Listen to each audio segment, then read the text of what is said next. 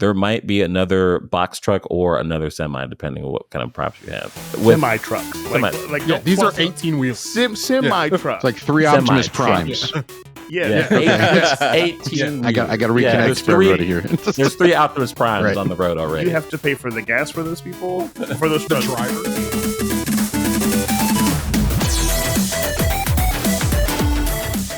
Drum Corps International, the major leagues of marching band.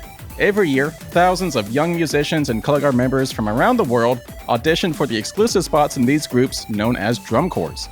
These drum corps then put together entire productions or shows encompassing marching drill, instrumental music playing, color guard routines, props, choreography, dance, costumes, uniforms, the whole shebang. They rehearse these shows all summer long before they go on tour across the United States to competitions in cities around the country, and it all culminates in the World Championships in August in Indianapolis. In this episode, we will actually be talking with someone that marched Drum Corps for 3 years, and we're going to be doing a deep dive into what Drum Corps International is all about. We'll be going over what the audition process is like, what actually goes into creating one of these drum corps shows. We'll be going over what the summer of rehearsals looks like, what the tour experience is like, and we'll be talking about how the scoring system works. So, I'm your dorky DJ, Corey Winter. Joining me in this episode is a very special panel of guests. We have Christian James, a Drum Corps alumnus. Hello. Yay, claps. We have Nick Murphy, a music educator and big DCI fan. Okay. We have a special guest in the panel tonight. We have Andre Randolph, another big DCI fan. Heyo. Okay. And we have Jason Summer. Jason! Big J Dog. Glad to be here. Chase is a big theater guy and Art. Likes art. Yeah. he makes art on stage. Yeah. I'm familiar with performing arts. In which this is a performing Yes, art on a right. football field. Yes. He's going to appear to be the outsider to see how an outsider would Right. react to I'm this the fish out of activity. water Yeah. perspective. Yes. So, Right. I'm going to help bridge the audience to what? to the Terabithia? subject matter. Understand. Oh, don't take that book's name in vain. Don't you do it. So, in this episode, I want to keep it kind of concise. So, I just want to talk about what drum corps is. Obviously, from an alumnus, you've experienced what drum corps is from the inside. Yeah, a little bit. Didn't you march for like 4 seasons or something? 3 years. Okay, cool. So, we'll see where the conversation goes. Andre, it's nice to have you here. It's been a while. It has been a while. I think my last Also episode- hug that mic. Oh, okay. Yeah, let me put this in my bag. Yeah, you kind of really have to. I did not know. New to this. It's been a minute. It's been a while. It's been Yeah. since John Wick. Yeah. Yeah. Nice. Wow. John Wick was my Wow. last one. Yeah. John Wick 4, that one? Yep. That's Yeah, crazy. the 4th. That's crazy. Yes. I saw that on an Yes. airplane to London. You saw it the right way. Had you seen it? Had you seen it prior to that? Mm-mm. Oh, okay, that's good. You know I don't watch movies. All right. So, I always drum corps. hope- Nope, we're moving on. So, drum corps. It is marching band, but on steroids? I don't know. What is drum corps? Drum corps, I've spent a long time trying to define it to non-band people. Yeah. And I usually say it's a professionalized marching band. Yeah. Simply because you pay to be in these groups. Yeah. And each group has their own selection of like top educators doing the brass, the drum lines, and the color guards and things like that. So, and also you have to audition. So auditions start in November and go all the way up until January. Most times, It's like sometimes multiple February, rounds, right? multiple rounds. Yeah, it's like a weekend out of every month. That you are traveling to. That you're sometimes Like traveling to. Yeah, Some people like thousands of miles away sometimes. So from us, like the closest one would be Spirit, which I marched, which is out of Atlanta, Or Music City in Nashville. or Music City in Nashville. There's a couple other ones like smaller, like open class corps. That there's another one in Memphis. Other places I can't remember. But anyway, most people will travel across the country to these different corps, like we said, in Atlanta, Fort Mill, South Carolina, Concord, California, Rosemont, Illinois, and auditioned for these groups every month from November to January. Mhm. And usually about January and February is that where all these corps try to decide on their lineup. Kind of like the NFL, your preseason, you have about 90 people, and you take that down to 75. Yeah. But with drum corps, you may have auditionees, 200 plus people auditioning for 150 spots. Probably considerably more than that for like groups like Blue Devils that are like really popular. They're really popular. Like, so you'll have the Blue Devils, for example, which they are on their 23rd championship out of 50 odd years of drum corps, which is a lot. Was it last year was 50, or maybe the year before that was 50? It's been DCI. recently, yeah. Yeah, pretty is. Yeah, So, something like that. They're around 50. Is drum corps? Is it just drums? No. So excellent. it Okay. starts It's out technically as drum and bugle corps. drum and bugle corps. Excellent question, Jason. So like Yeah. a military It's a thing. really good question. Yes, some of it derived from the military. Some of it Okay. came from, as far as like the blue coats, they came from a police, boys group that they had back in the day. Okay. So it's kind of like an after school kind of thing, and it more developed into this professionalized marching band. Traditionally there has not been woodwinds, so it's strictly been brass and drums and color guard. Okay. But woodwinds have kind of started sneaking their way in there. Like you'll have like a flute in the pit or something like that, or Yeah, Usually Mike. yeah, yeah, you- yeah. Usually Mike. usually mics, or like they just might use a sample on a keyboard or Sure. something like that. But as far as we've gone so far is our trombones, which are Sure, yeah, still brass, just not a bugle, not yeah. a bugle. So, Yeah. all right. So I kind of like the trombones. with these groups or with these teams that are allowing the woodwinds or keyboards, have any of them placed well, or is it still kind of in like they're still feeling out whether or not they want to really allow that to be an established part of the group? The past couple of years, since probably like 2015, Mhm. there's been a lot of directors of these corps that have been trying to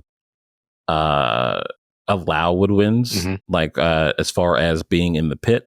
It'll be the percussion that's up front that you'll see most times, just to have different timbres or flavors in shows that they want to produce. But it's drum and bugle corps, and there's still a lot of like old heads. And the thing to Trying to know keep it about the same. drum corps fans, especially ones that have been around for a while, they're all about their tradition. And if you get away from that tradition, start adding electronics in the front ensemble or stuff like that, they get really upset. Me. So Yeah, really upset. I'm not a fan of it. And for me, the 3 years that I marched was pretty much the last 3 years that before the electronics started It was just coming banned. in. It was like there were some corps like around in 2009 that were using keyboard samples in their pit. But that was like the first rumblings of something like that happening. But it just adds, like, we'll get into what that all means a little bit later, but it adds a little bit more to the show to get them further along into finals. Sure.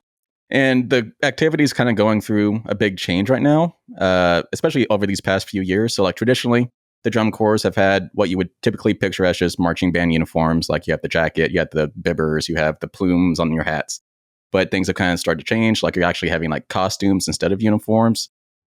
So if you were to look at one of these students outside of the field, you would be, what are you wearing? That's not a uniform. That's you're wearing spandex. So it has changed a little bit these past few years, especially for some corps that are more traditional, like SCV. They've had a big uniform change this year.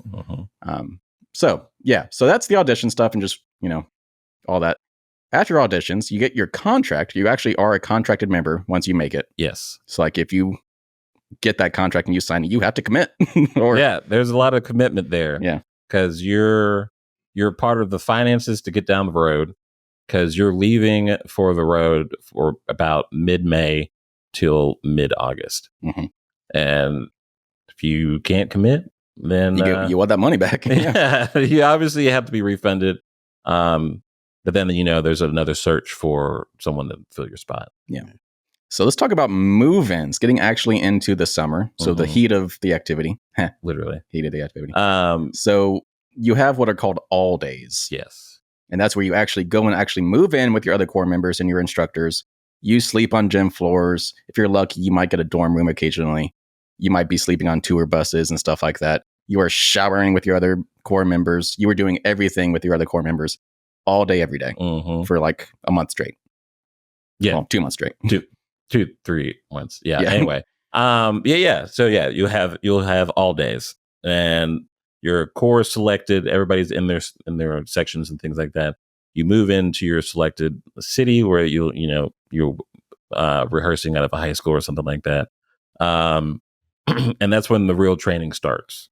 So about April, when the whole core is solidified, they might start working on drill, working on the actual music for the show. And all days is when the rubber hits the road, really. And you start really getting more physically fit to do this show and getting farther into the show, learning the music, learning different exercises, because playing all day is not great, as a lot of us know. You got to build those foundations with exercises to actually be able to perform the show. Exactly. And for example, for me, in one of my years, one of our instructors built a booklet of exercises for us to do, that if you sat down and played through them all, it would last 45 minutes. Nice. And that's just 45 minutes of just warming up. Warming up, yeah. Then finally playing all day. So with these all days, you wake up at 7, have breakfast at 8, have rehearsal from 9 to noon to 1, you have lunch, 1 to 5, you'll have another rehearsal, 5 to 6, you'll have dinner, then 6 to maybe 10 or 11, you'll have what we call ensemble, and that brings everybody together to do the rehearsal of the whole show. Mm-hmm. And you'll do that for 7 days a week. 7 days a week for sometimes 4 weeks. Some people do it for 5 weeks. Mm-hmm. This sounds a lot like a sports camp. Like other than switching out the activity, what you're talking about, you get up, you have the breakfast, you do your training, go have lunch, do more training, and then you keep training till you go to sleep. So, yeah. And what a lot of friends of mine that had exited the activity and went straight into the military said that drum corps boot camp is just like drum corps, and drum corps might have been a little bit harder. Yeah. Just for the simple fact of like what you had to do. I'll give you an example. So waking up in the morning, having breakfast, and going right into what they call visual rehearsal, and that just takes the visual team. We go out to the field and work on just drill, no music. But we'll start our day with an hour of exercising. So we'll do stretches, and then we did a lot of Pilates, and also like cardiovascular work. So a lot of running, just doing different exercises around the football field, and then we'll get into visual rehearsal. So you're already, stretched out and pretty fit by the time the end of all days comes around. Yeah. I think if I could interject for a second, I think that it's important to state about the stuff that happens before that, as far as picking music, deciding on what drill is going to be, the staff that really kind of puts the show together beforehand. Yeah, let's talk about what the shows even are. Mm-hmm. So it's not just a marching band show. Like, yes, there is drill. There is obviously musicians playing music drill live. Being the formations that they make on the field. Yes.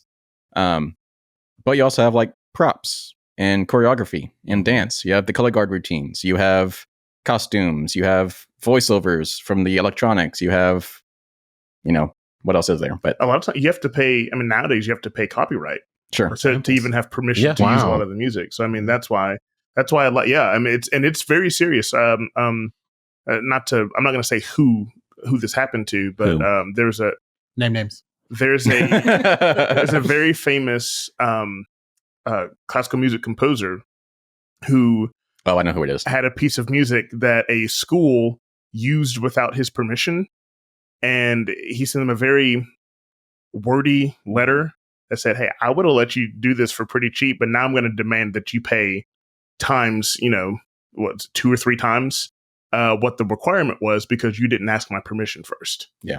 Otherwise, I'm going to sue you." Yep. So and the marching the show had been done already. Like they had already written it, like it was done. So they had to just pony up the money to pay for it. So copyright is a very serious, real thing because this a lot of times it's the only way these artists or these composers get any kind of money, and they're pretty hefty too because you're doing it for an entire 3 months. Yeah. So that's a pretty hefty bill you have to pay. So especially because you're considering broadcasting rights too, because it's being 100%. broadcast on Float Marching online. So yeah, I'm sure there's up YouTube. Yeah, exactly. So I'm sure those fees are not cheap. Yeah. So that's a lot of the commitment that you're talking about earlier comes from that because you're paying.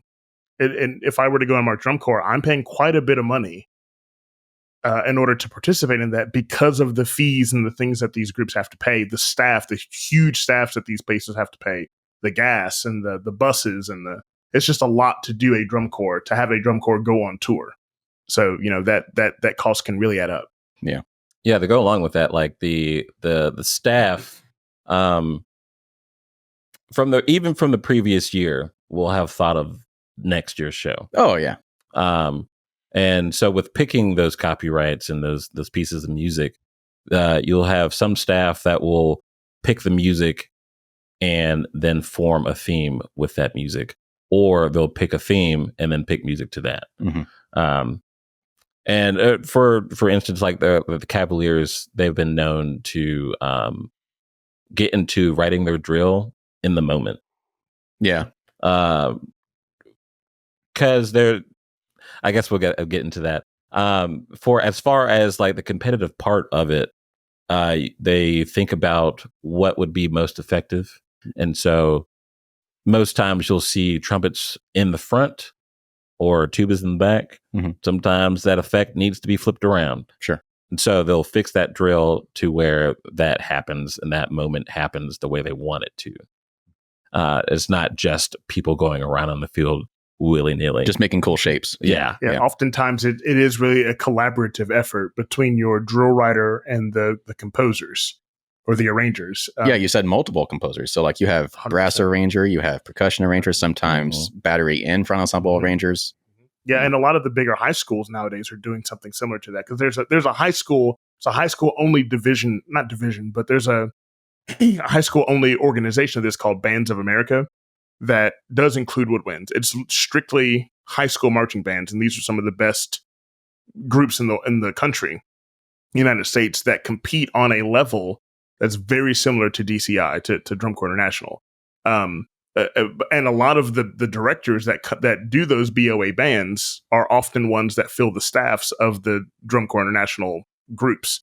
So these people are they're thinking constantly about these super creative shows that they can be competitive with BOA as well as being competitive with DCI at the professional level. So they're kind of doing marching band year round, almost. Sure. As soon as they finish with the high school, the football season for high school, now they're starting auditions for their summer. Yeah, it's a lot, but these people love it. Oh yeah, So you got to love it to do it for sure. That's a good thing. That's a good segue of something we forgot about. The audition process. Who can audition? Oh, that is a very good point. Yeah, this is a young person's activity. This is a very, very young person's activity. So we have your open class corps, which are much smaller in most cases. And typically a smaller budget. Budget. They don't have much of a tour. But those ages can range from, I think, 13 it's to 13 or 14. Yeah, 13 or 14, sometimes to 21, because some people just want to just have a fun summer. And then you have your world class corps, which are more talked about, and that ranges from like 16 to 21. You could be 14. You could be 14, You but got to be an exceptional. an exceptional 14-year-old. But yeah, there is age out. So like once you reach 21, you're done. You can't go anymore. And which I know some people that have what they call the bonus year. Yeah. So there's a cutoff usually in April. If your birthday is after April, you can be 22 on tour. So yeah, some people will have that extra year to do. But now, the all age corps have actually been absorbed into DCI. So actually, there are all age corps now. Yes. Which are few and far between. Like the closest one to us is Atlanta. Mm-hmm. I think the next closest one is South Carolina, maybe. Florida, Maybe I think there's a So couple in Florida. What does all age encompass? Like any age? Any age. Yeah. Like, yeah. Really? So there's some people that are in like their 50s, 40s that are So if old. they can drum keep corps up, guys. Yeah. If you can keep Basically, up. they just have to prove that they can keep up. And okay, It's a very Yeah. similar audition Interesting. process. I mean, if you are good enough to be in it to do it, then right. you can do it. Yeah, there's a little bit more lax Right. requirements Yeah. for all age corps. But it's still it's still an audition process. So if you make it through do you still have more to talk about the audition process? Because if you do, I want to ask this after that. Well, if you have questions, Okay. So, because my I like how question, we're talking all like this is all for Jason apparently. Like, I'm sorry. We love you, Jason. No, Jason it is just- the audience. it just happened on accident, but I'm loving it. We Yeah. actually have an audience member to talk to you. Yeah. All right. Well, so because my question is, once somebody gets selected, I want to ask this question. Mhm. So if there's more stuff to get to that point, I want to hear what that is first. No, I mean, No, that's Okay, pretty much all right. it. So once somebody gets selected, what do those payments look like, or what kind of financial commitment are you looking at? that's a very good question. So It depends. Because I'm I- likening this to, now I've never heard about this before, so I'm likening this Mhm. to like club ball, like Yeah. like That's very club hockey, club ball, cheerleading stuff. This is the stuff that I heard about growing up. So, I think which was all very I think it's expensive. important- Yeah, I think it's important though to kind of talk about the groups. So let's say I don't want to say the important ones, but your kind of top 12, Right. Yeah, you're top 12. the yeah. world or class. typically, your world class Okay. groups, and the finals. In order for there's a whole like bracket type situation at the end to determine who is the world Right. champion, even though it's a national thing.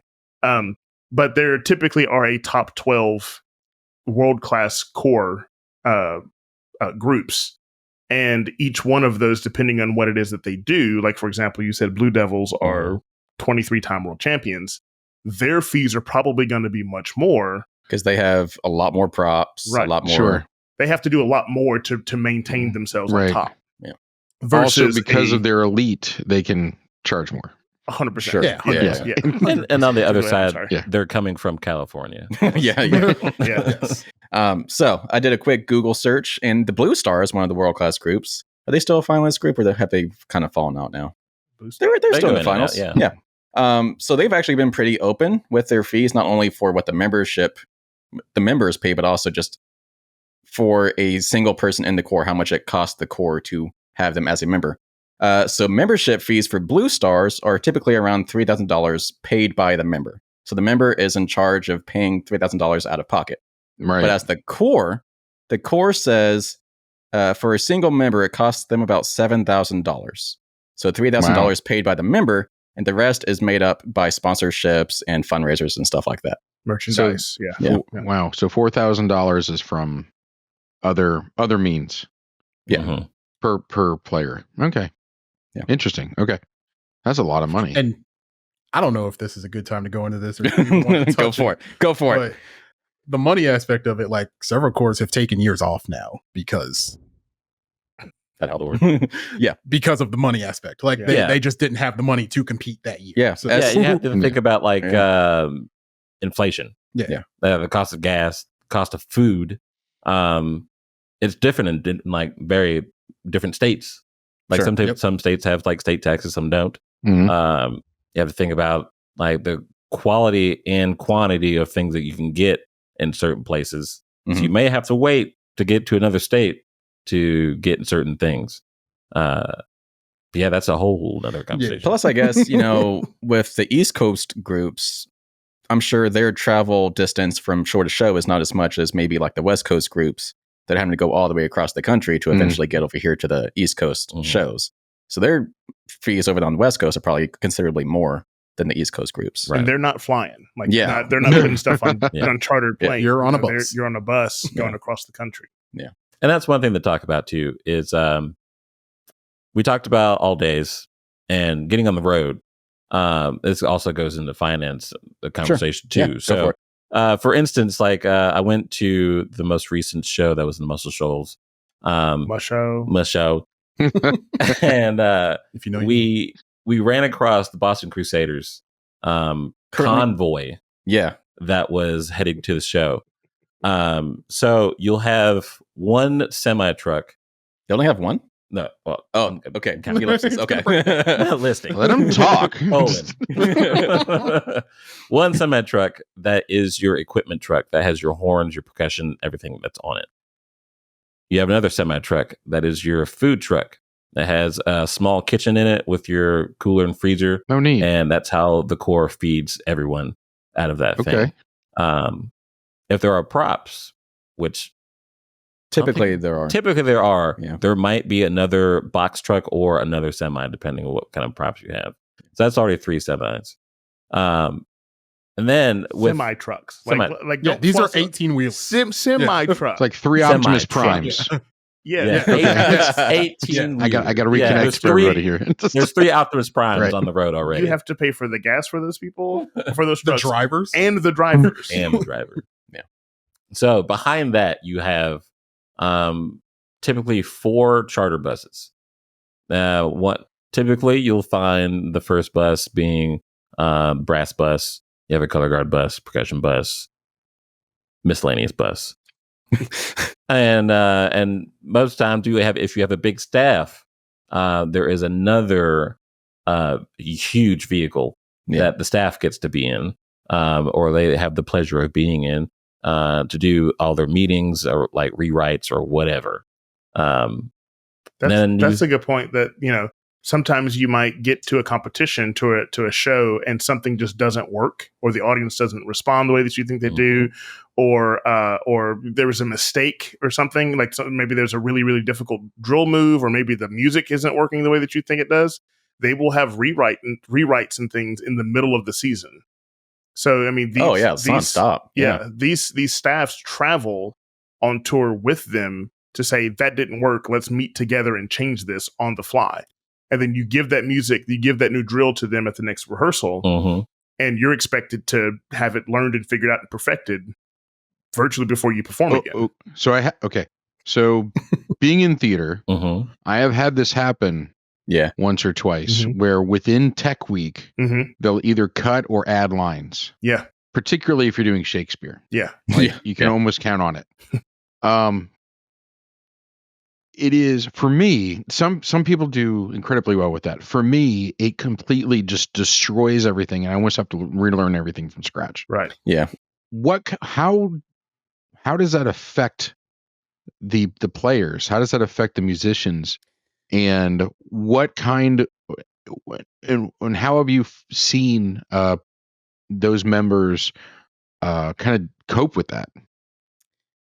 Honestly, it kind of depends on the player, but in general, if they've made it that far and they've, they are a member, they can probably handle the change pretty easily. Especially because probably by the time they're getting a change, they have rehearsed whatever they're doing thousands of times. And by the time they have to go and perform it, they've probably started rehearsing it at least a dozen times, if not more. Okay. So I think just repetition kind of makes it a little bit easier. Okay. I also think it might be a little different, because I think you said your Tech Week, I think is what you called it. Yeah. It's like a week. This, you're rehearsing the whole time. Yeah. So I was trying. I know. I was just. I'm just trying to give like a time frame of when these things can occur. That's all. No, for sure. Yeah, but I totally understand that basically this entire rehearsal period is the tech period. It's all tech. Yeah, I get that. Right. But yes, give an example, sir. Yes. So getting in the tour, my first year, by the time we finished the show, we had our show was going to go overtime. So I think you're allotted 11 and a half minutes. Interesting. Yeah. Okay. And our show was going to go overtime, so we could get penalized for that. So we cut out a full 45 seconds out of our opener. Because sometimes you'll have the announcement of your corps, drum major to salute, start the show. We had a whole pre-show before that, and we cut that out. There was a certain section of our opener, or actually the end of our opener, where we were in a big block. This block was rotating. We were doing it front field. one day they had the option or idea to turn us around, and we were going to do that backfield. We all groaned because the move wasn't typically hard, but the way you had to exit that form into our next was going to be harder because we were backfield. But we rehearsed it over and over and over and over and over and over and over and over and over again. Because through a tour, you're not having shows every day. This is not like travel baseball or baseball in general. You're not going back to back. So you may have 4 days of rehearsal, a show, 2 days of rehearsal, 2 shows, 2 days of for example, throughout the whole summer. So with those rehearsal days, you're using that time. If you want to change something, that's when you're changing something. Got it. So yeah. Okay. You said that way better than me. Interesting. Yeah. So how many shows are there typically on tour? I know it changes group to group, but that is hard to say. It's probably more now. Around 20 something. I was going to say around 20. Yeah. Okay. I think. And all of that is you're trying to get a composite score, which maybe this can be a segue into that. Yes. You're trying to get a composite score to earn you a spot into the, I guess, semifinals in August in Indianapolis, which is where it's kind of traditionally been for a while. Yeah. Bloomington at first, I think, right? Yeah. And then it moved into Lucas Oil Stadium, which is the monster. I mean, you can this place. This building is so, I mean, coming in, I think it's right off of 65, off I-65, just going north. I mean, you can see it for miles down 560 or down I-565. Wait, I-65, and it is. We've all performed in there, right? Yep. Did you ever perform in there? Mm-hmm. Yeah, we've all performed in there. Mm-hmm. It is massive. I have not. Shut up. But yeah, you were almost right. That's just hurtful. Sorry. So I'll back up. Yeah, let's back up 3 steps. So beforehard, did you take your glasses off? I did. You look so weird. I had to read something. Oh, okay. I was like, where did Christian go? Wardrobe change. So up until 2009, the World Championships changed locations every year. For me, or actually, I'll say for my brother, when he marched, because he's 4 years older than me, and he did 2003 and 2005. Shout out Frank. He's not watching. 2003, his finals was in Orlando, Florida. Oh, okay. In 2005, his finals was in Foxborough, Massachusetts. Okay. So he got to perform at the Orange Bowl, that's what it's called, and then Patriot Stadium and Foxborough. And for me, my first year was at the Rose Bowl. Cool. And then it went to University of Indiana. In Bloomington, yeah. And then it went to Indianapolis. That's awful. So Nick tried to transition us into scoring. Scoring, yes. Yeah. So this is all judged, obviously. They are competing to eventually see who's crowned champion. But there are multiple judges at every show. So it's broken down into captions. It's on a 100-point scale, at least the final score is. So you have your music judges, you have your... I don't know. What even are there nowadays? What do you got? Good thing. I have it right here. You have 8 judges total. Nice. So you have you have 2 general effect judges. I'll go into what that means. GE.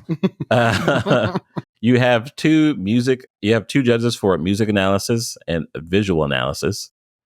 You have visual proficiency for 1 judge, and you have a color guard judge, a brass judge, ensemble percussion judge, which judges both pit and on field percussion. Then you have your field percussion judge, and that's it. Okay. And I don't think I've are the judges on the field this year? I was going to say, No. I think they took the field percussion off. Well, they took them all off. Well, I guess technically. So before, your field judges, like sometimes your GE judge, your percussion judge, field percussion judge, and your proficiency judge would be on the field. Yeah. They would eventually figure out what your show looked like and where they could be to really look at your show or listen to your show or your music right in there. But there are still some YouTube videos out there from judges getting demolished from I think it's important to note also, and this might be the band director in me, is that your groups typically will sound very different up close than it does out in the disc where everything's coming at you in one spot. So you can really get a good judgment of how good or not good a group is being up close versus far away. So to me, that seems counterintuitive. Like, you've got, I mean, it's all of the parts make the whole. So you would want to see what the entire effect would be. Right. And that's why they've changed it. Okay. From having kind of a group down there and then a group up top. They've removed the down there because of the same reason you just said. Okay. Yeah. Like 2 or 3 of those judges are not on the field, but they're on the side. They can walk the sideline. Okay. And so if there's parts where they can get a good judge of your playing or marching near the sideline, they can do that. So but really, judgment call on the field. Yeah. I got you. Okay. But go to like more detail about the different categories. So your general effect. Is your show generally effective? Does it entertain you? Yeah. So I'll read responsibilities of your GE judges. One of the GE judges has a music background. The other judge has a visual background. They are effectively judging the entire show, not just the effect of the music offering or the effect of the visual production. So your GE judge is looking at the entire show of music and visual and making it, does it make sense? Mm-hmm. That's pretty much it. So you have your music analysis and visual analysis. So if you know the definition of analysis, you pretty much get that. So just I was watching one of the ones that you guys sent to me earlier, and I could see where there might be a difference or discrepancy in where judgments lie. So a general analysis, the one with the Romeo and Juliet one. In the beginning, there was a solitary trumpet, or at least it sounded like it. And then the lower brass kicked in. To me, something seemed off key or out of place with the sound. So from a general effect, that lost me. But from a musical effect, that may have been perfect and done wonderfully. So those scores could be different. Yeah. Yes. Okay. It's very subjective. Yeah. So Andre hit the nail on the head. Like, because it is art, it is subjective. So one judge might have a very different opinion than a judge on the next show. Sure. So it could change night to night. Right. Also to note from your GE position is that the GE points are up to 40. So each judge has 20 points. Okay. To add you up to. So it'll be the average of those 2 scores. Okay. Then you have visual proficiency. So if you have a circle, does it look like a circle? Is your line moving as a line across the field, or is it rotating in one line? Are all the performers on the field on the right foot? Are you hitting the ground at the same time? Proficiency. Sure. And nowadays, now you have a lot of like movement and dancing and things like that. So is that proficient? So that's up the ante in the visual proficiency scoring. And that one is 20, is points allotted are 20, but are divided in half before being added to the final score. Then you have your color guard. And that is judging all of the color guard movements. Hand positions, flags in time. Again, they're more of the visual representation of the show. So are those visuals in time? Are they proficient enough to get a full 20? Yeah. And again, they're also divided in half. You don't want to drop. Don't drop. Don't be the one to drop. Don't drop. So like you said, Jason, like with the brass in that one video, it sounded out of tune. That's the equivalent of a color guard member dropping their equipment. Yeah. Gotcha. Yeah. So that may be counted off for them. So, and I'm not saying that that's what the case was. It was just, to me, the outsider looking in. But Yeah. Okay. And then then you have brass, ensemble percussion, and field percussion, which is just music basically. So it's following along. You could almost call it proficiency too.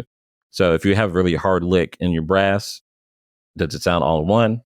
Or there's some bumps in there, or there's some squeaks? Ensemble percussion, all your mallets together. Is the music stick heights, things like that. Field percussion, same thing, and all those categories are up to 20 as well. And that's it for your judges. Woo! It's a lot. It's a lot. So it's very competitive. But they have to be that specific because 2 years ago we had a tie for second place. That's right. And which really pissed a lot of people off, and me included. But I mean, you have percentage points, tenths of a point separating first place and second place. So you have to be as specific as possible in order to crown, no pun intended, a champion. At the end of the year, we'll get to it. Yeah, you'll understand that joke in a second.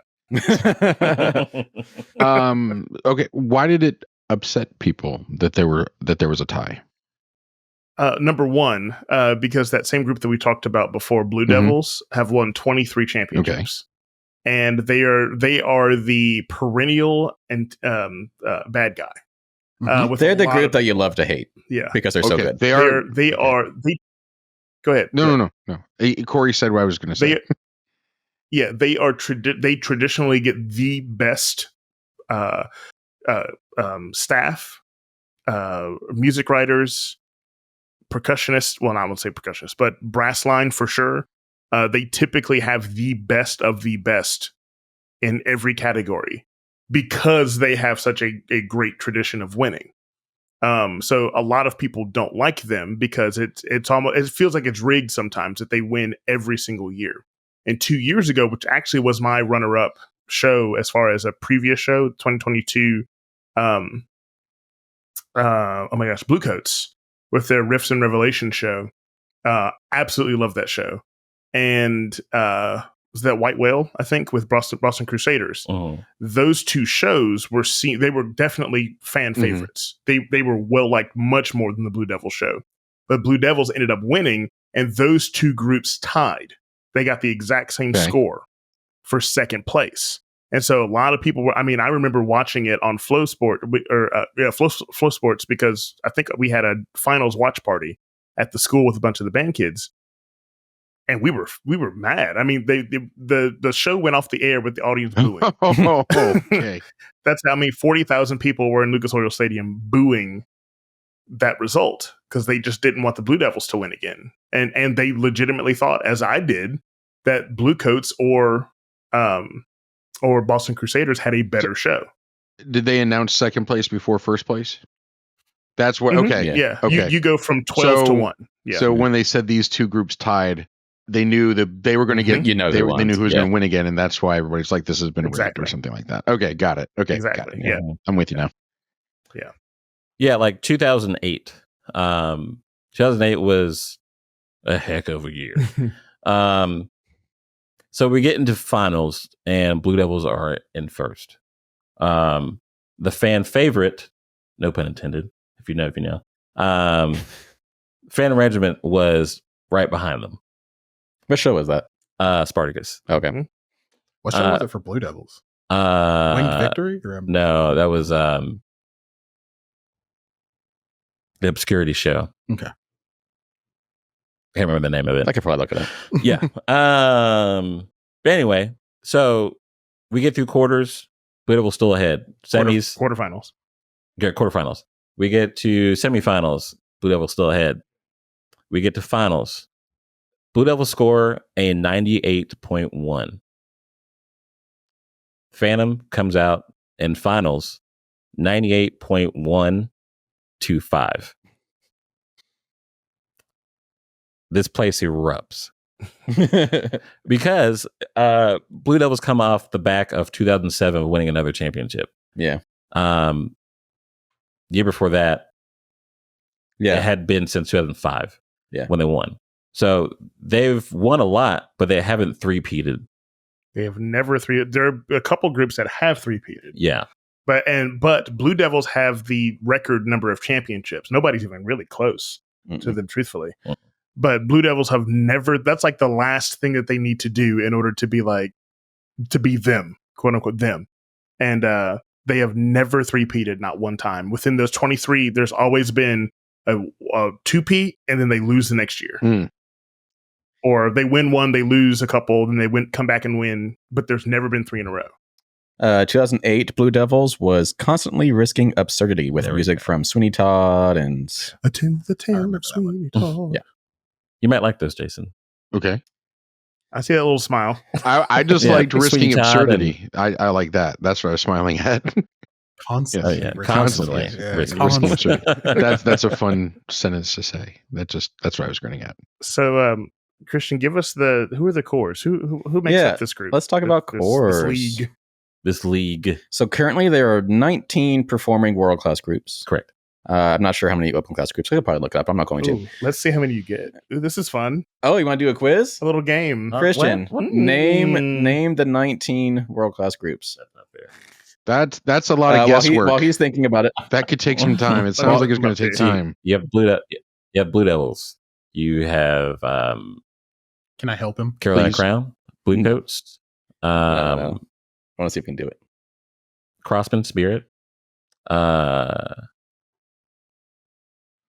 Cavaliers, Okay. Santa Clara Vanguard, Okay. Blue Knights, Okay. Mandarins. Okay. You're halfway there. Some of these are going to make you mad. Yeah. I need to write this down because I keep forgetting if I had named them already. I just laugh like an old black man. Did I say Blue Coats already? You did. That was the You first did one. say That was the first one. Okay. Music City. Yeah. Um, It's 10. There are a couple of obvious ones, but the Phantom rest are- Regiment. Yeah. Yeah. Duh. Yeah. I'm going around the map. This one used to be green. But now there are many different colors. I know one. I know two. I said the Cavaliers. Did you? Yeah. He did say the Okay, Cavaliers. sorry. Yeah, you bully. Wow. Anyway, so this is taking too long. So, you also, Troopers. yeah, I don't know if Colts. Okay. I don't think he said the cadet. Well, they don't exist anymore. Wah, wah. It's all right. I love the cadets. Yeah. So yeah, over time, some cores have quote unquote folded because a lot of them couldn't afford it anymore, especially with rising inflation. Cadets had some legal issues. They had to. They couldn't. I was going to say, there's one. I was going to say, you going to tell the truth? Even allowed? I'm going to sip this. But yeah, like the core I worked with for 3 years, Southwind, they actually, I think they finished second or third this past year in open class, but they had to fold this year because they couldn't afford it, which is kind of sad. Rest in peace. So yeah, there are 19 world class groups. Once they get to World Championships in Indianapolis, it's like a week-long thing. So you'll have prelims, semifinals, finals. Everyone's in prelims. Only the top. How many make semifinals? Everyone? Isn't it 16? Is it 16? I think it was 16 and 12. Yeah. 12 make finals. Yeah. Mhm. So yeah, you have your 12, final 12 that make finals. What's the rivalry like between the teams? Everyone against Blue Devils. Literally. But I mean, is there a lot of camaraderie between the teams? Is there a lot of animosity? Is there a lot of, smack talking? What is it like? I mean, there are sort of. I mean, if you go and watch that Dwayne Johnson Clash of the Cores or whatever, yeah, there'd be a lot more drama than there actually is. Yeah, there's like inner Don't watch core that. drama, but like less like head to head drama. If anything, in the past couple of years, is probably the most notable one is Boston and Carolina Crown. Really? Yeah, Mm-hmm. or Blue Coats and Cavaliers, because they both fight for fifth place sometimes, and then Blue Coats have really stepped up their game, and then come like third and but whatnot. But yeah, it's important to note also that a lot of these places will not trade, but you might march Boston Crusaders one year, and then the next year you'll march Phantom, or you'll march. Gotcha. So there's not, if there's not a spot for you necessarily with this group, even though you might have marched with them before, there might be a spot with you in this other group. So there's not really allegiance per se, just because of how the audition process works. Either you get a spot or you don't. I don't necessarily know that there's much favoritism. Okay, I understand what you're saying there. Okay, yeah, as much anymore, I'll say. To wrap this up, you guys have been watching some videos. Andre has exclusively watched lot videos.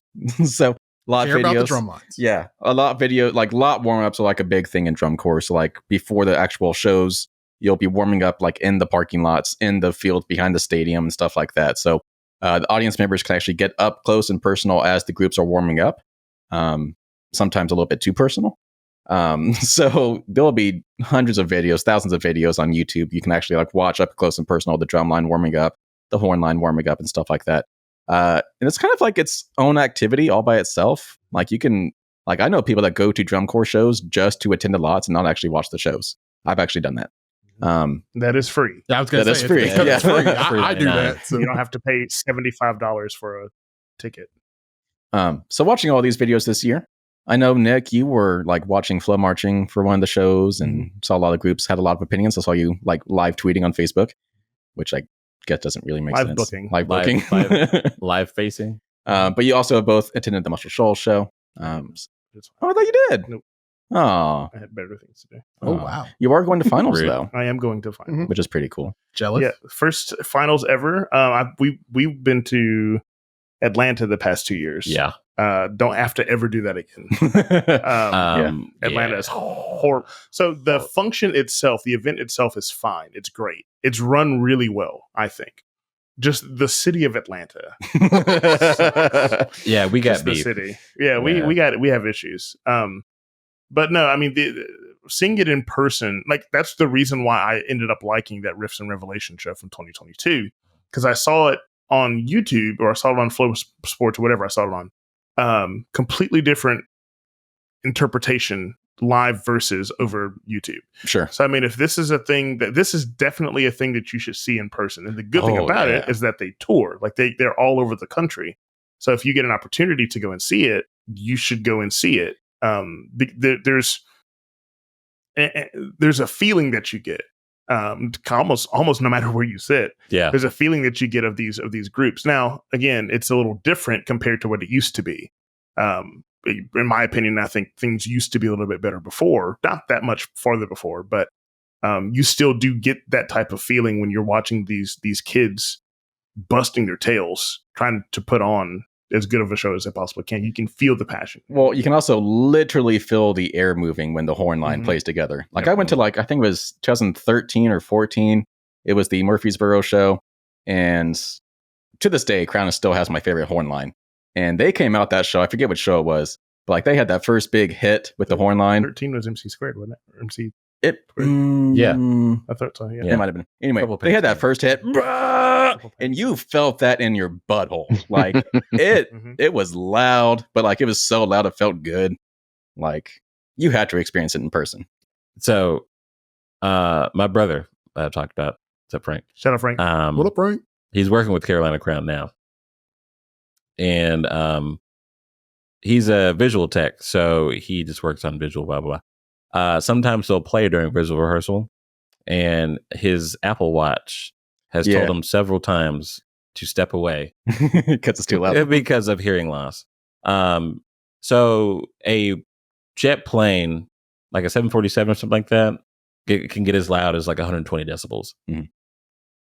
Some cores can get above that. Yeah. And it's a sight to see and to hear. It's literally a feel, like you feel the sound hit you in some instances. In your butthole, yes. When they all play together, when they hit their what's called the impact. Yeah. When they hit that moment, it's literally a physical thing. You feel the hit of it. And Carolina Crown traditionally has had one of the better horn lines within DCI, and they're definitely one of those that you feel it when they play. When they hit it, you feel it. going in the lot, especially because you're much closer. Yeah. It's different when you're in a football stadium and you're sitting up, but when you're on the field and they're going, I mean, it's legit. It's like my ears hurt. Wear earplugs. First 100%. Yeah, 100%. So yeah, a lot of cool stuff. There's so much we could have a whole podcast series about drum corps. I know. I remember my thought. It was about decibels and loudness, and that could be a whole other episode on how that's possible.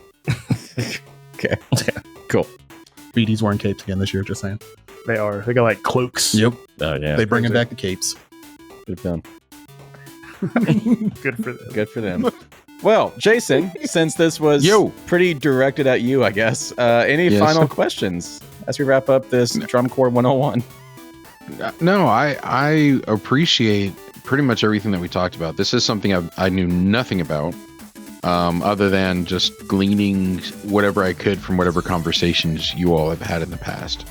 So this is all really, really new, and actually it's really fascinating. So thank you.